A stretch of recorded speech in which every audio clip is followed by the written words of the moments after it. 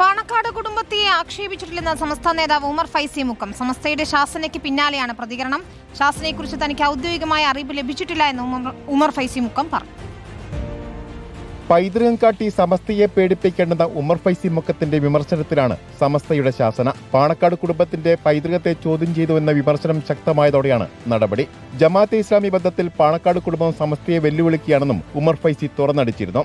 എന്നാൽ തന്റെ പ്രസംഗഭാഗങ്ങൾ തെറ്റായി വ്യാഖ്യാനിച്ചെന്ന് ഉമർ ഫൈസി വ്യക്തമാക്കി. പാണക്കാട് കുടുംബത്തെ മഹത്വവൽക്കരിക്കുകയാണ് ചെയ്തതെന്നും ശാസിച്ച വിവരം സമസ്ത തന്നെ അറിയിച്ചിട്ടില്ല എന്നും ഉമർ ഫൈസി പറഞ്ഞു. എന്റെ പ്രസംഗം വളരെ വ്യക്തമാണ്. ഞാൻ ഒരു തങ്ങളെയും ആക്ഷേപിച്ചിട്ടില്ല.